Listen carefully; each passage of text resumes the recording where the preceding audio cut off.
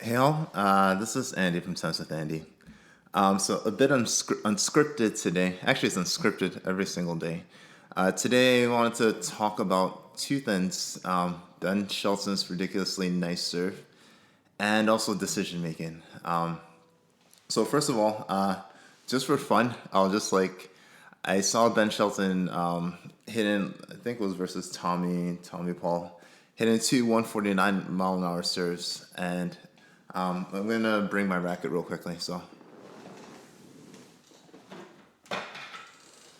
what it seemed to me that he was doing, hopefully the camera can pick this up, was like I felt like he was just basically doing like a quick toss and then like just going straight into the serve. So like quick toss, sticking his hip right out there and then just smacking the ball. So hopefully camera picked it up. Sorry if it didn't. But so what I did was like, let me try and do that. Let me try and exaggerate the whole quick toss thing. I think it'll just be fun. I didn't do the pinpoint stance because I really don't know how to do one, but did a quick toss and platform stance. And then what I noticed was like, wow, the service has a lot more pace. And I'm going to try it with my kick serve. And I was surprised. I was still getting a really good kick out of it too. I looked at the video of my video, and what happened was by me, like, first of all, like, perception is different from reality. So in my mind, I'm thinking that I'm just literally tossing the ball above my head and like trying to hit it real quickly as it's leaving my arm, right? But what actually happened is my toss was actually much lower than before, but still at a good height.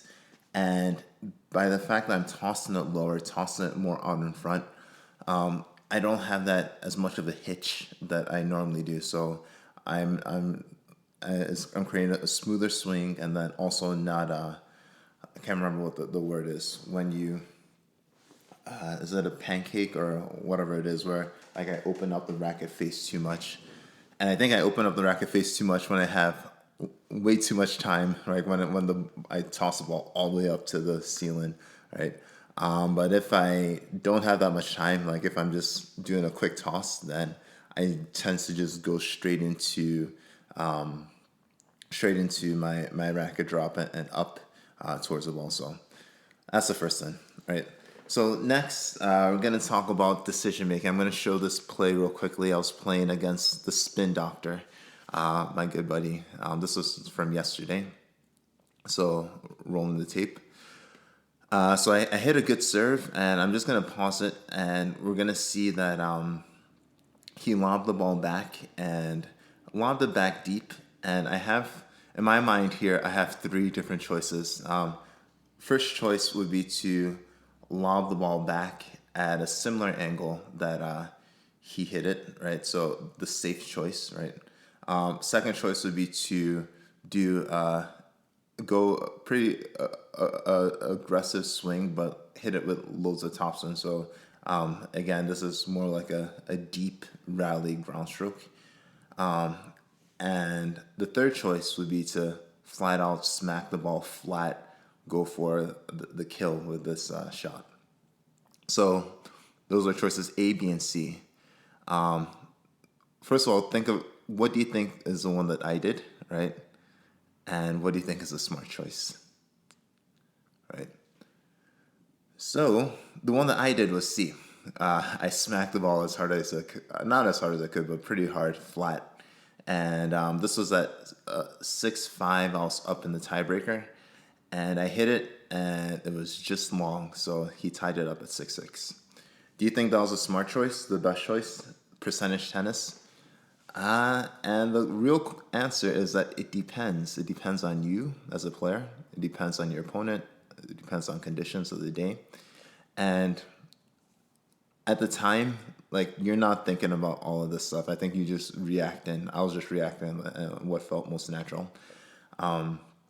Ben Shelton during that tiebreaker versus Tiafoe in the third set where he was down 5-6 and Tiafoe hit a serve and Shelton decided to drive it 105 miles per hour on the line. I don't think he was thinking about the three different chances or shots. I think he was just reacting and did what was natural to him. But for me, I'm going to go now and sort of retrospectively break it down and see, was this the smartest play? So let's go through percentages. And let's go through, first of all, we're going to establish the baseline. The spin doctor, he's a better rallier than I am. So once the point starts and we get into a rally, I'd say he has probably 53% chance of winning the point, and I'd say a 47 for me if we're just rallying from the baseline.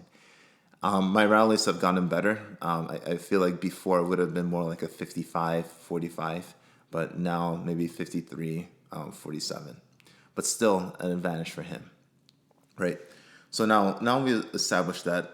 Let's establish the fact that I hit a good serve, right? And for me, I'd say like if I hit a serve like that hard, good location, I give myself maybe a 75-80% chance of winning the points. But what he's done and what he's done very effectively is that he neutralized it. So he lobbed the ball back deep, right? So I don't have a short ball here, right? It's back deep. And I have these three choices. And just to remind you, the choices are lob it back, choice A, hit it aggressively with topspin, or go for the flat kill shot, right? So I chose C, right? But let's go through the percentages. Number one, if I lob it back, I say I have a 90% chance of getting that ball in play. And really, once I get it in play, it's going to be reset. So he's going to go back to his 53% chance of winning the points, right? So let's do the math. I have a 90% chance, so 90% times 47%, which is the chance that I'd win it after the point has been reset. And so I'm doing the math real quick. 360, 63. So I'd say that gives me like a 44% chance of winning the points. Not good, right? After I hit a great serve, I'm back to 44% chance of winning the points. All right, so that's not the best play for me. At least I don't think it's going to be the best play, right? So let's go. Let's skip ahead to C, which is the play that I made, the flat line drive, right?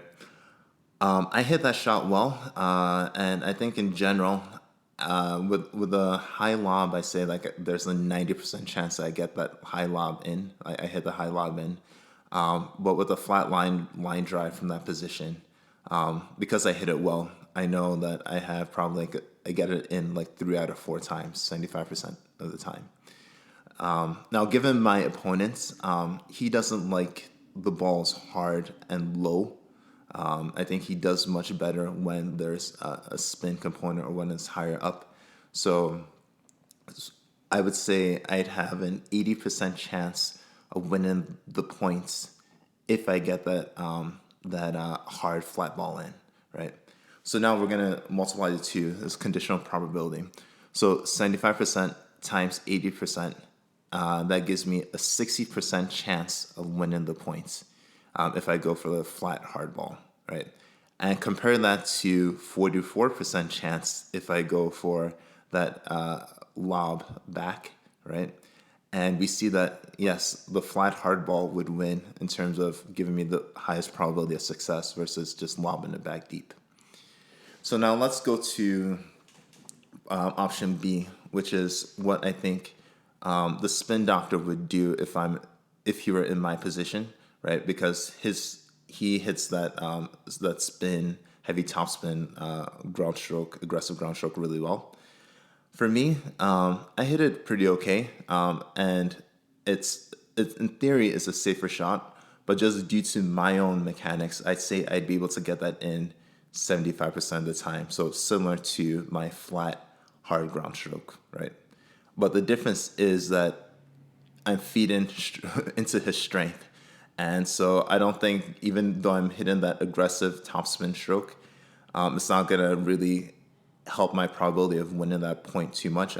Maybe it may push it from Once that topspin stroke is in, it may push my probability from the 47% baseline to like a 55%. But now we have to multiply 55% times 75%, which is the overall probability that I'd win doing that topspin ground stroke, right? And so doing the quick math, trying to do it in my head real quick. So 12, like 14, no, sorry. 75% times 55. Oh, man. Gosh, this is 37. All right. I will check this. I'm just missing for some reason, but I think it's like 42% as well. So that's interesting, right? 42%. And that my best opportunity is actually hitting that flat ground stroke, which I'm doing like a 60% chance of winning, versus the lob, which was like a 44%, versus the heavy topspin, which was like a 42%. So again, it all comes down to your opponents. It all comes down to your strengths, right? And percentage tennis is not as clear cut as it may seem, right? And it's not cookie cutter, right? And so for me, it's one where I missed that shot. I went for it. I missed it. He ended up winning the tiebreaker. But looking back, if I had the opportunity, I'd do it again. So again, this is Andy from Tennis with Andy. Play smart and see results.